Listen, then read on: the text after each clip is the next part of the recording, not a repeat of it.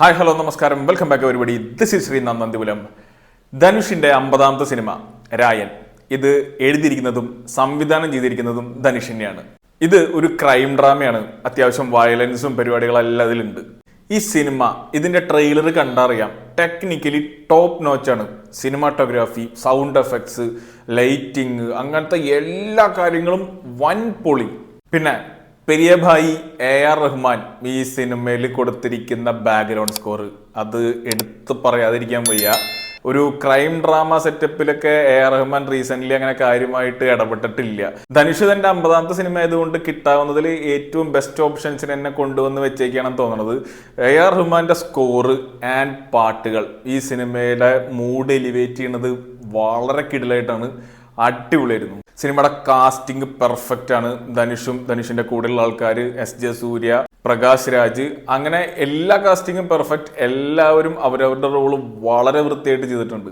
പിന്നെ crime drama ആയതുകൊണ്ടും രായൻ എന്ന് പറഞ്ഞ ടൈറ്റിൽ ക്യാരക്ടറിനെയാണ് ധനുഷ് പ്ലേ ചെയ്യുന്നത് എന്നുള്ളത് കൊണ്ടും സിനിമയിൽ മാസ് ആൻഡ് എലിവേറ്റഡ് മൊമെന്റ്സ് ഉണ്ട്. ഈ മാസ് മൊമെന്റ്സിന്റെ സ്റ്റേജിങ്, അതായത് ആ മാസ് മൊമെന്റിലേക്ക് സിനിമ എത്തിപ്പെടുന്ന ആ രീതി, അതൊക്കെ അടിപൊളിയാണ്. ചുമ്മാ മാസ് കാണിക്കാൻ വേണ്ടി ഈ പടത്തിൽ ഒന്നുമില്ല. അത് സിമ്പിളായിട്ട് പറഞ്ഞു കഴിഞ്ഞാൽ ഇപ്പോൾ ധനുഷിന്റെ ഫസ്റ്റ് ഷോട്ടിൽ ഒരു മാസ് ഇൻട്രോ ഒന്നുമല്ല, വളരെ കാഷ്വലായിട്ട് ധനുഷിനെ കാണിക്കുന്ന കാണാം. എന്നാൽ വേറെ രണ്ടുപേരുടെ ഇൻട്രോ ആക്ച്വലി ഫൈറ്റ് സീക്വൻസിലാണ് വരുന്നത്. അപ്പോൾ വളരെ സിമ്പിളായിട്ട് ബിൽഡ് ചെയ്ത് ആക്ഷൻ എലിവേഷനിലേക്ക് സിനിമ കൊണ്ടെത്തിക്കുന്നുണ്ട് ധനുഷ്. ഈ ആക്ഷൻ എലിവേഷൻ അല്ലെങ്കിൽ മാസ് മൊമെന്റ്സിന്റെ എലിവേഷൻ ഈ സിനിമയിൽ എഴുതിയിരിക്കുന്നത് വളരെ അടിപൊളിയാണ്. അതായത് പല സ്ഥലത്തും ആക്ഷനും മാസൊക്കെ കാണിക്കാൻ വേണ്ടി വലിയ സെറ്റപ്പുകളൊന്നും ഇല്ല.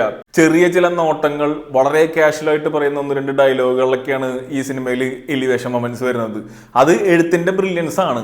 പക്ഷേ ഈ മാസ് ആക്ഷൻ മൊമെന്റുകളുടെ സ്റ്റേജിങ്ങിൽ എഴുത്ത് നന്നായിട്ട് വന്നിട്ടുണ്ടെങ്കിലും സിനിമയുടെ ഡ്രാമ വർക്കൗട്ട് ചെയ്യുന്ന എഴുത്ത് അത്ര കിടലായിട്ടില്ല എന്ന് എനിക്ക് തോന്നിയിട്ടുണ്ട്. കാരണം എന്താ വെച്ച് കഴിഞ്ഞാൽ ഇതിൽ ട്വിസ്റ്റുകൾ വരണല്ലോ. ക്രൈം ഡ്രാമയാണ്, അപ്പോൾ ക്രൈം ചെയ്യാനുള്ള മോട്ടിവേഷൻ, അതിപ്പോൾ അല്ലെങ്കിൽ റിവെഞ്ച് എന്നുള്ള സെറ്റപ്പിലേക്കുള്ള മോട്ടിവേഷൻ വരണമെങ്കിൽ അതിന് കുറച്ച് ട്വിസ്റ്റുകൾ വരണം. ഈ ട്വിസ്റ്റുകൾ ആക്ച്വലി നല്ലതാണ്. പക്ഷെ ആ ട്വിസ്റ്റിന്റെ മോട്ടീവ്, എന്തുകൊണ്ട് ആൾക്കാർ ഇന്ന രീതിയിൽ പെരുമാറുന്നു എന്നുള്ള ആ ഒരു മോട്ടിവേഷൻ ഉണ്ടല്ലോ, ക്യാരക്ടേഴ്സിന് കിട്ടേണ്ട മോട്ടിവേഷൻ, അത് അത്ര കൺവിൻസിങ് അല്ലായിരുന്നു.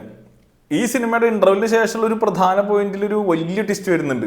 ആ ട്വിസ്റ്റ് വന്നപ്പോൾ ശരിക്കും പറഞ്ഞ തിയേറ്ററിൽ ഇരുന്ന് കണ്ട് ഞാൻ അതിപ്പോ എന്തിനാ, അതിലിപ്പോൾ എന്താണ്ടായേ? അപ്പം ഞാൻ ചോദിച്ചു, അതിനെ കൺവിൻസ് ചെയ്യിക്കുന്ന രീതിയിൽ എന്തെങ്കിലും ഫ്ലാഷ് ബാക്കോ നമുക്കറിയാത്ത എന്തെങ്കിലും പോർഷൻസോ കാണിക്കുന്നു? നോ, നത്തിങ്, ഒന്നുമില്ല. അങ്ങനെ വളരെ കൺവിൻസിങ് ആവാത്ത കുറച്ച് മൊമെന്റ്സ് സിനിമയിലുണ്ട്. അത് സിനിമയുടെ കീ മൊമെന്റ്സ് ആണ് താനും. അവിടെ ധനുഷിന്റെ എഴുത്ത് ആക്ച്വലി പാളിപ്പോയിട്ടുണ്ട്. As a technician, as a director, മൂപ്പര് വളരെ നന്നായിട്ട് തന്നെ ഈ സിനിമ പ്രസന്റ് ചെയ്തിട്ടുണ്ട്. ആസ് എ റൈറ്റർ മൂപ്പര് കുറച്ചും കൂടി ഇമ്പ്രൂവ് ആവാണ്ടെന്നാണ് എനിക്ക് ഈ സിനിമ കണ്ടപ്പോൾ തോന്നിയത്. നമ്മുടെ മലയാളികളായിട്ടുള്ള കാളിദാസ് ജയറാമും അപർണ ബാലമുരളിയൊക്കെ ഈ സിനിമയിൽ അഭിനയിച്ചിട്ടുണ്ട്. രണ്ടുപേരുടെയും പെർഫോമൻസ് ഒക്കെ നല്ലതായിരുന്നു. പക്ഷേ ഓഫ് കോഴ്സ് ധനുഷാണ് നായകൻ. ധനുഷ് തൻ്റെ റോള് വളരെ കിടലായിട്ട് തന്നെ ചെയ്തിട്ടുണ്ട്. ഓപ്പോസിറ്റ് നിൽക്കുന്ന SJ സൂര്യ പറയണ്ടല്ലോ, ഒരു സിനിമയിലും മോശം അഭിനയം കാഴ്ചവെക്കാത്ത ഒരാളാണ്. വളരെ കിടലായിരുന്നു. പ്രത്യേകിച്ച് ഇവരുടെ കോമ്പിനേഷൻ സീൻസ് ഒക്കെ, അതായത് ഈ സിനിമയിലെ തന്നെ കണ്ടിരിക്കാൻ ഏറ്റവും രസമുള്ള സീൻസ് അവർ രണ്ടുപേരും ഒരുമിച്ച് സ്ക്രീനിൽ വരുമ്പോഴാണ്. അത്രയും ഭംഗിയിൽ എടുത്തു വെച്ചിരിക്കുന്ന സിനിമയാണ്. പക്ഷേ ഞാൻ പറഞ്ഞ പോലെ ഡ്രാമ പ്ലേ ഔട്ട് ചെയ്യുന്ന ട്വിസ്റ്റുകൾ വരുന്ന മൊമെന്റ്സിലെ ഒരു കൺവിക്ഷൻ ഇല്ലായ്മയാണ് ഈ സിനിമയിൽ ഒരു പോരായ്മയായിട്ട് എനിക്ക് തോന്നിയത്.